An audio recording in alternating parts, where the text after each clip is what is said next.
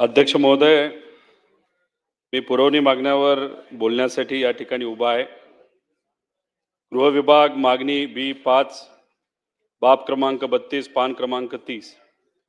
अध्यक्ष महोदय, माझ्या मतदारसंघामध्ये कुसडगाव जामखेड तालुका इथं राखीव पोलीस बल गटाचे पोलीस प्रशिक्षण केंद्र हे मंजूर करण्यात आलेले आहे। पहिल्या फेजचं बऱ्यापैकी काम झालेलं आहे। आता दुसरा फेज आपल्याला सुरू करावा लागेल।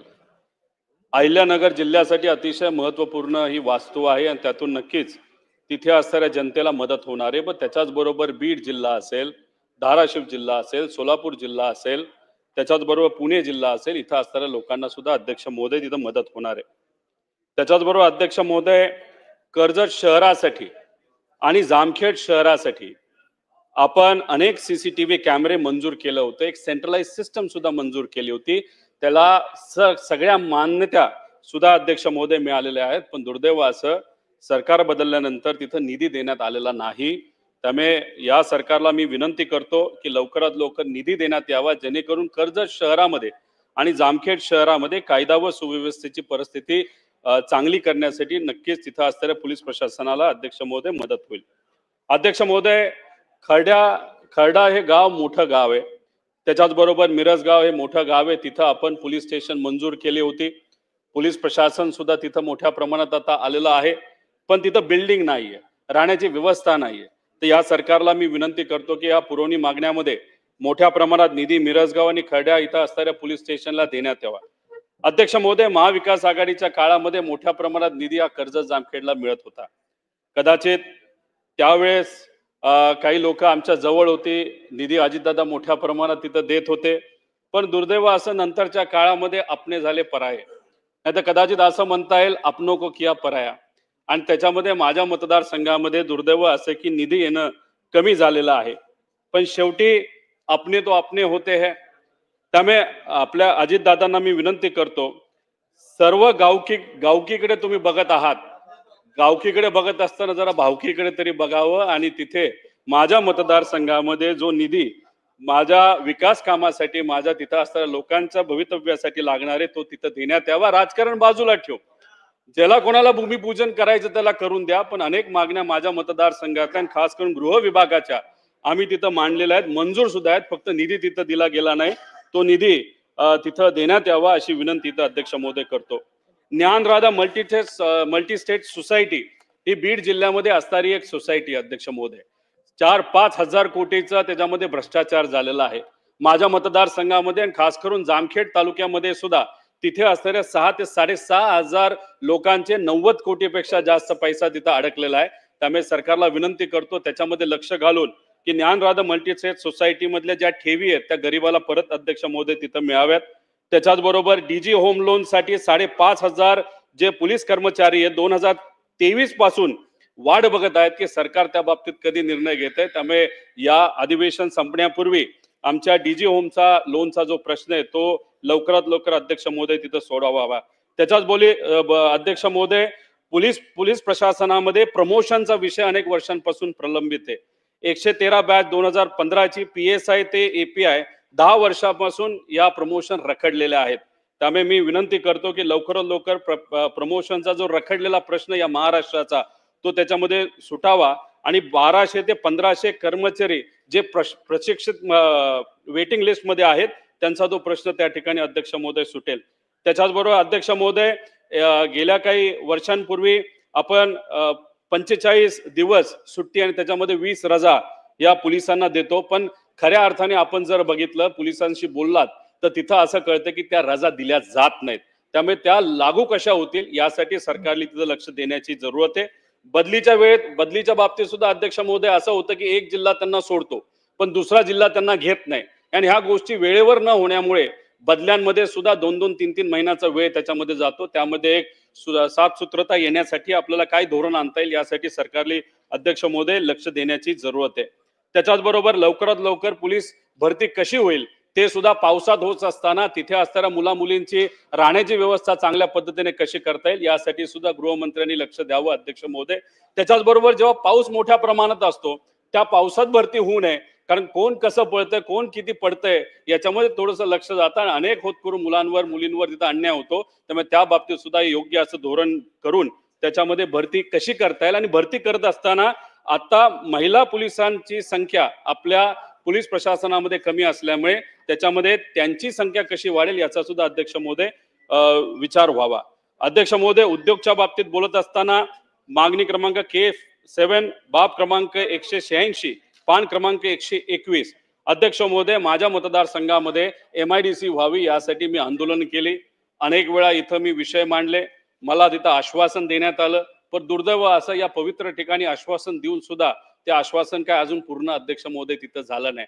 त्यात राजकारण झालं, जागा बदलण्यात आली, पण ती जागा अशी दिली तिथं कुणी येणार नाही. अध्यक्ष महोदय, आपल्याला MIDC नावापुरती आणि राजकारणासाठी लागत नाही. तिथं खऱ्या अर्थाने इंडस्ट्री येणं फार महत्वाचं आहे. कंपन्या आल्या पाहिजे, कंपन्या आल्यानंतर नोकऱ्या मिळतील आणि मग तिथं स्थानिक मुला मुलींना कुठेतरी नोकरी मिळेल. अध्यक्ष महोदय, हा हेतू थोडं मनामध्ये ठेवून त्यासाठी मनापासून अध्यक्ष महोदय मी प्रयत्न केले, पण त्याला काही यश आलेलं नाही. त्याच्याबरोबर आदरणीय पवार साहेबांच्या मदतीने अनेक मोठ्या बिझनेसमॅनला अध्यक्ष महोदय तिथं मी भेटलो. त्यांची तयारी होती, पण राजकारणच इतकं मोठ्या प्रमाणात झालं. काही लोक एसीत बसतात आणि फक्त राजकारण करण्यासाठी तिथं कशी MIDC येणार नाही यासाठी प्रयत्न करतात, त्यांच्या कॉन्टॅक्टचा वापर करतात.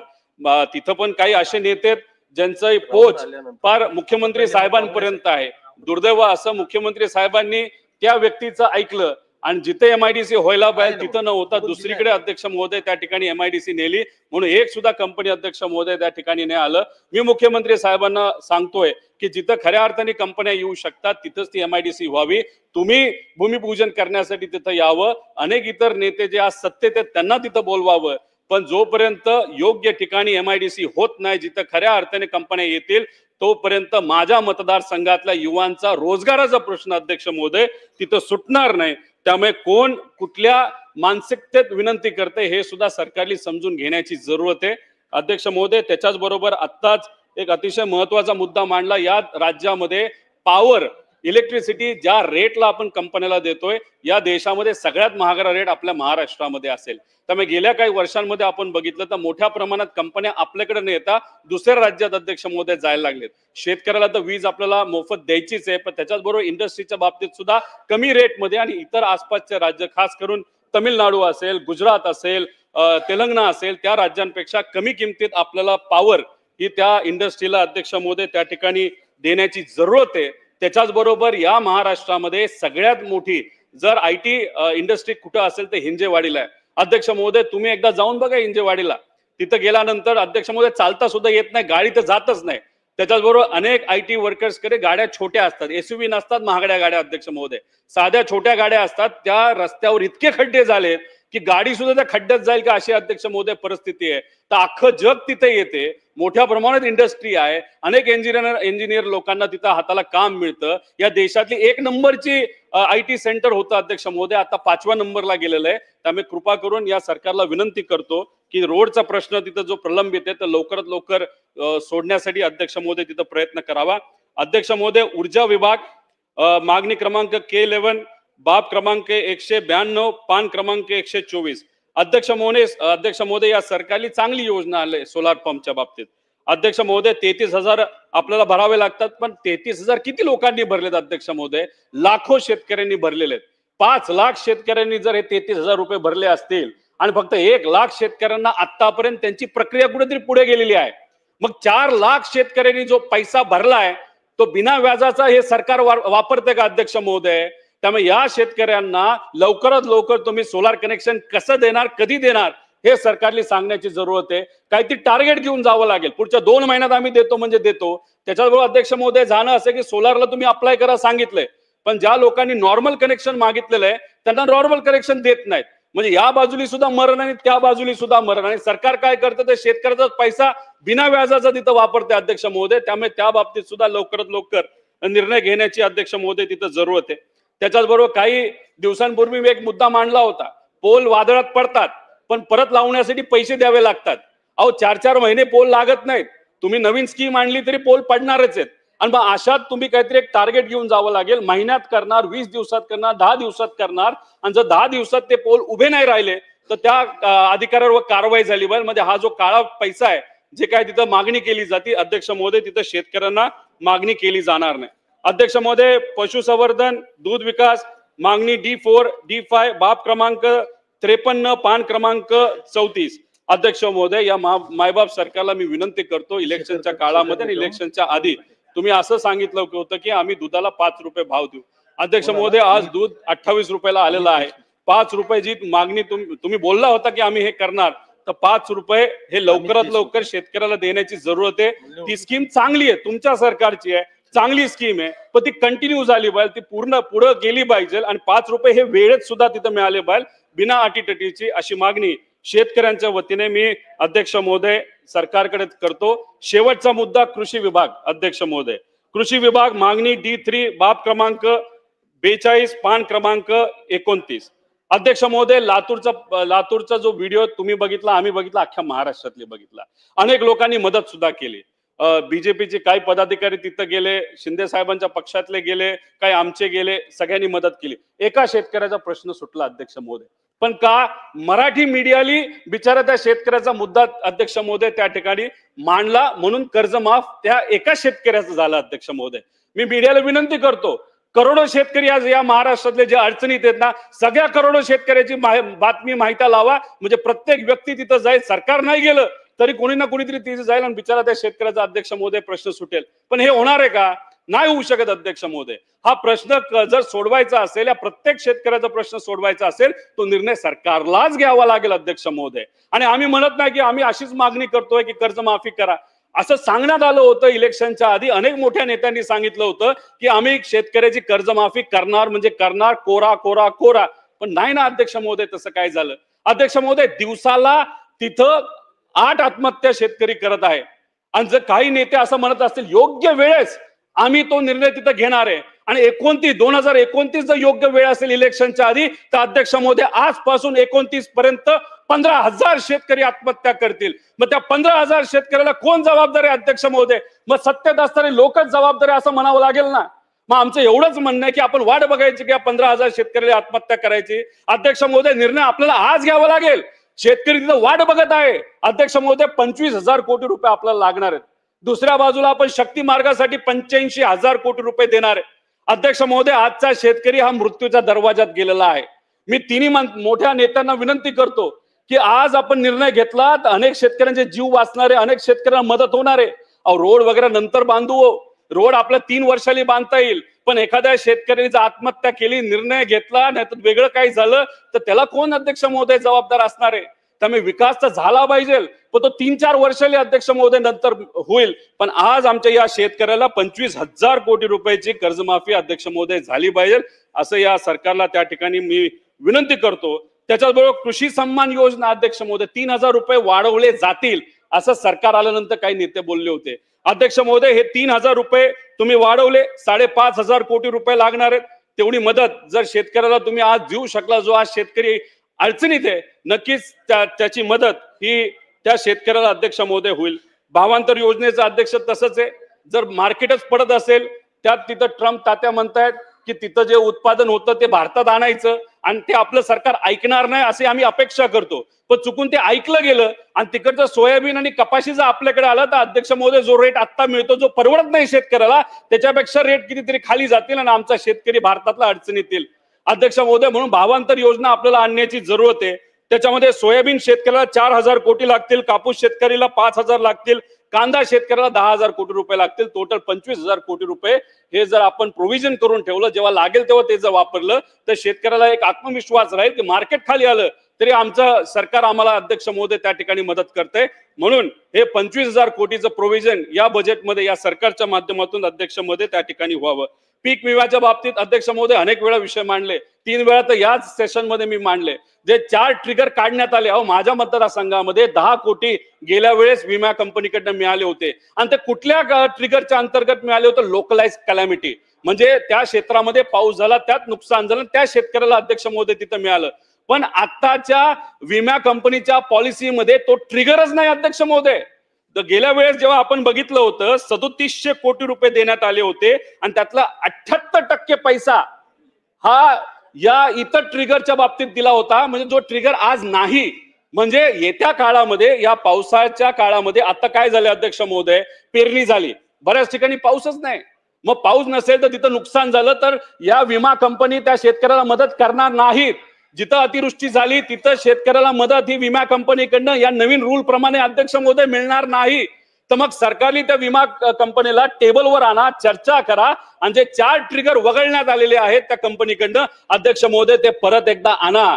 पण कदाचित काही लोकांचा असा अभ्यास आहे की आपल्या राज्याचे 2,000 कोटी वाचतील आणि केंद्र सरकारचे 3,000 कोटी वाचतील. 5,000 कोटी वाचवण्यासाठी या शेतकऱ्यांचं जर नुकसान आपण करणार असो तर अध्यक्ष महोदय हे योग्य ठरणार नाही. त्यामुळे त्या बाबतीत लक्ष द्या. त्याच्याचबरोबर अध्यक्ष महोदय जीएसटी भरपाईच्या बाबतीत अनेक जे सत्तेत पक्ष त्यांच्या जाहीरनाम्यामध्ये असं बोललं होतं की जीएसटीच्या मार्फत जो काय पैसा शेतकऱ्याकडनं घेतला जातो 50% आम्ही सरकार म्हणून त्या ठिकाणी माफ करू. अध्यक्ष महोदय 14,000 कोटी रुपये हे जीएसटीच्या माध्यमातून या शेतकऱ्याच्या खिशातून पैसे सरकार घेत असतं. आता तो पैसा हे फक्त राज्य सरकारचं बोलतोय, 14,000 कोटी रुपये जर या सरकारकडे येत असते आणि तुम्ही शब्द दिला होता 50% आम्ही माफ करू नाही तर परतावा शेतकऱ्याकडे देऊ, मग तुम्हाला 7,500 कोटी पर्यंत ही किंमत ही आमच्या शेतकऱ्याला अध्यक्ष महोदय त्या ठिकाणी द्यावी लागेल. अध्यक्ष महोदय फक्त आमचं एवढंच म्हणणं आहे की हे जे धोरण केले जातात ते एसी मध्ये केले जातात, ते राबवावे तर लागतील. इलेक्शनच्या काळामध्ये आम्ही बोललो होतो, सत्तेत आल्यानंतर आम्हाला ते द्यावं लागलं असतं. आज हे लोकांच्या आशीर्वादाने सर्व सत्तेत आलेले आहेत. जो दिलेला शब्द तोच तर मात्र पूर्ण करायचा आहे. फक्त जास्त वेळ अध्यक्ष महोदय थांबून चालणार नाही, तर शेतकरी मोठ्या प्रमाणात अडचणीत त्या ठिकाणी येत आहे. त्यामुळे या सरकारला मी मनापासून विनंती करतो की लवकरात लवकर त्या ठिकाणी या बाबतीतले निर्णय घ्यावे, आमच्या शेतकऱ्याला त्या ठिकाणी तिथं मदत करावी. त्याच्याच बरोबर मी एवढंच इथं सांगतो, टीव्ही समोर आम्ही बोलतोय, अधिवेशनामध्ये अध्यक्ष महोदय आम्ही बोलतोय, पण आम्ही फक्त बोलतोच आहे. शेतकरी मात्र पावसाळ्यात जाऊन तिथं आंदोलन करतोय, तिथं कुठेतरी विहिरीत उड्या मारतोय, रस्ते तिथं अडवतोय, शेतकरी रस्त्यावर उतरलाय. पण आमच्याकडे त्या ठिकाणी अध्यक्ष महोदय फक्त काय मिळतात ते शब्द मिळतात. आम्ही फक्त टीव्हीवर आणि अधिवेशनामध्ये मांडतोय. अध्यक्ष हे चालणार नाही. नाहीतर टीव्हीवर बातमी आली तर आम्ही खुश झालो, विषय संपला. विरोधकांना सुद्धा एकत्रित येण्याची अध्यक्ष महोदय जरूरत आहे. सरकारला सुद्धा विनंती करतोय, मायबाप जनता तुमच्याकडे बघत आहे, तुमच्याकडे पूर्णपणे अधिकार आहेत. तर ते जे 85,000 कोटी रुपये त्या शक्ती मार्गाला देण्यापेक्षा या शेतकऱ्याला जर आज तुम्ही मदत केली त्या शेतकऱ्याचा जीव वाचेल आणि अनेक शेतकऱ्यांना अध्यक्ष महोदय त्या ठिकाणी मदत होणार आहे. त्यामुळे मी या सरकारला पुनश्च एकदा या विनंती करतो की आपण आमच्या मागण्यांकडे लक्ष द्यावं आणि हे ज्या मागण्या आहेत त्या सर्व मागण्या सर्वसामान्य लोकांच्या आहेत आणि तुम्ही याच्याकडे लक्ष द्याल असा विश्वास या ठिकाणी व्यक्त करतो. आणि आज तुम्ही बोलण्याची संधी दिली त्यासाठी मी मनापासून आपले आभार आहेत. पण मी फक्त एकच विरोधी पक्षाला सुद्धा विनंती करतो की आज आपण सर्वजण मांडतच आहोत, कृषी हा विषय अतिशय महत्वाचा आहे, पण उद्यापासून कुठं ना कुठेतरी आपल्याला या शेतकऱ्याचा आवाज ताकदवान करण्याची जरूरत आहे. आणि नक्कीच बाहेर आणि आत तो आवाज आपण सर्वजण ताकदवान करू, एवढंच या ठिकाणी सांगतो. आपले आभार व्यक्त करतो आणि शेतकऱ्याचा आवाज हा बुलंद झाला पाहिजे असा विश्वास या ठिकाणी व्यक्त करतो आणि थांबतो. जय हिंद, जय महाराष्ट्र, जय